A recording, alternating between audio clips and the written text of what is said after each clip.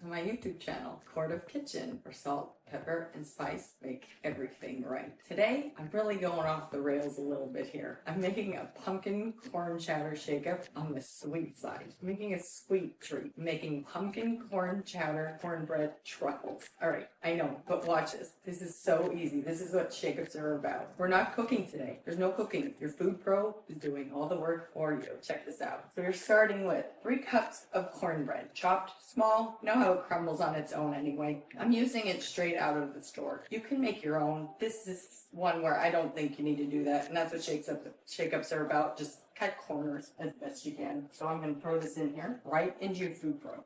3 cups. And keep this bowl, because this bowl we're going to use to refrigerate this mixture after we're done with this. Watch. All we're doing is putting this in here. So we have that in there. Okay, here comes the crazy part.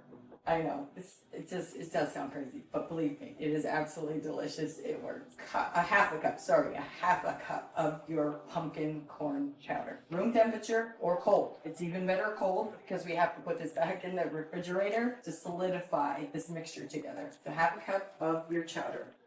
Again, stick with me.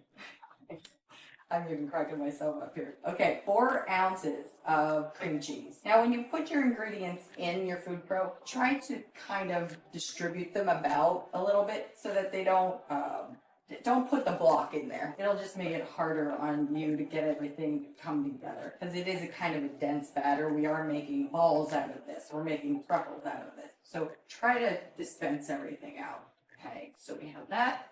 Now, honey, the sweetener. I like to use honey. Honey has flavor more than just powdered sugar, plus it's good for you. So I use 3 tablespoons of honey. Again, pour this all about instead of just pouring it in one spot so that it'll mix together so much better for you. We get the honey in there, 3 tablespoons. You don't remember, we're using cornbread here, which already has a sweetener in it. Corn's sweet on its own, and then you have the sweetener in the cornbread, so that works. Getting a little sticky here. Okay, now for the seasonings. Think about it. We have pumpkin, we have corn. What about cinnamon? I mean, what goes better than pumpkin and cinnamon together? I'm going to use, I should measure this, but I'm not. I'm going to use a half a teaspoon of cinnamon. Use your measuring spoons if that makes you feel better. And then some nutmeg. I'm using fresh nutmeg. Now with nutmeg, be careful. Be very careful with your nutmeg. Nutmeg is very strong and it can easily overpower. So if you're using fresh, just give it a good grate.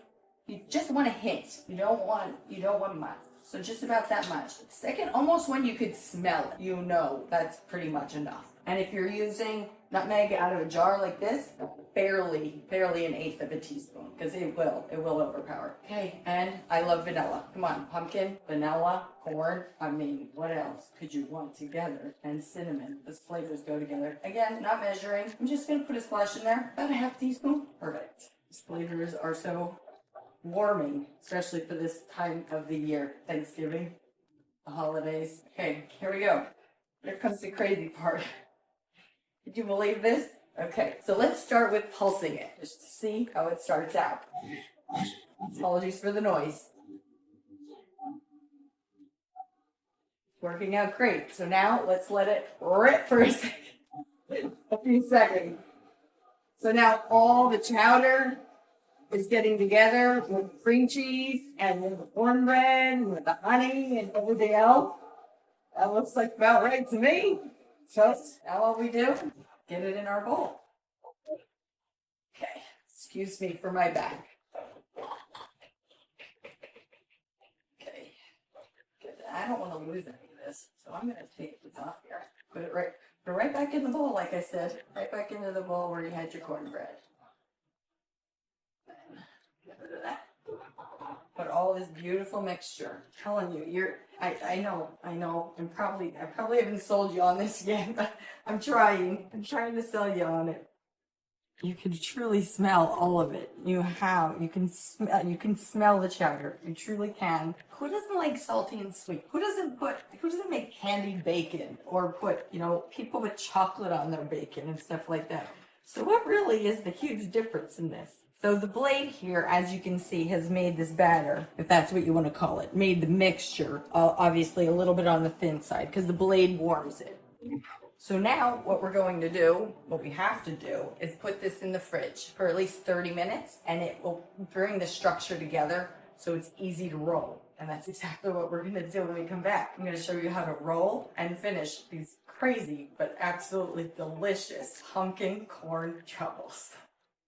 All right, here are cuties here for pumpkin corn chowder truffles. Figure that out. I know, crazy once again. I formed them, most of them for you, so I didn't bore you with doing that in front of you.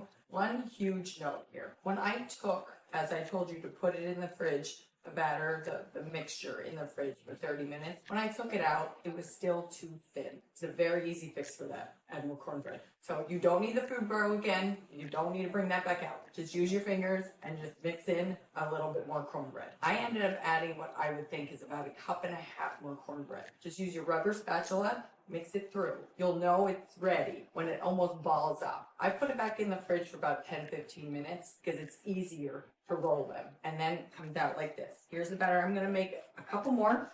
This is how the batter will look. And I'll make a couple more for you. Look how easy these are to roll. Just like that. And then here's what I roll them in. Cinnamon sugar with, of course, some salt. So I put 1/2 cup of sugar, a tablespoon of cinnamon, and a good pinch of salt. Season, remember? And then just let them sit. Now, a good note on these are best out of the fridge. They're so supple that they're best when they're cold. You can even freeze them and for like 10-15 minutes before you're gonna put them out with your family and friends, and they're even better that way because you get even more texture out of them. So that's a good way to do it too, because these things really do almost melt in your mouth. They're ridiculously supple. Okay, so I'm gonna taste the one I just rolled here.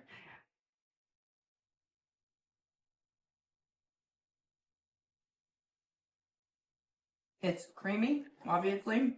The first thing you get is corn between the cornbread and the corn in the chowder. And then you're like, wait, is there pumpkin in there?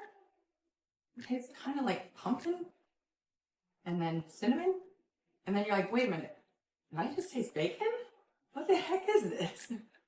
You have to make these for your family and friends so that you can just literally have fun watching them, trying to figure out what these are. I guarantee you, they won't know that there's chowder in them. I guarantee you, they'll find them intriguingly addicting, as I do. Thank you for supporting my YouTube channel, Courteney Kitchen. Your likes, shares, and comments always make me very happy. So keep them coming, and I will continue to share with you creative dishes. Remember to subscribe if you haven't already. Please do. And remember, hit the bell icon till I see you again very soon. No, I'm always sending content.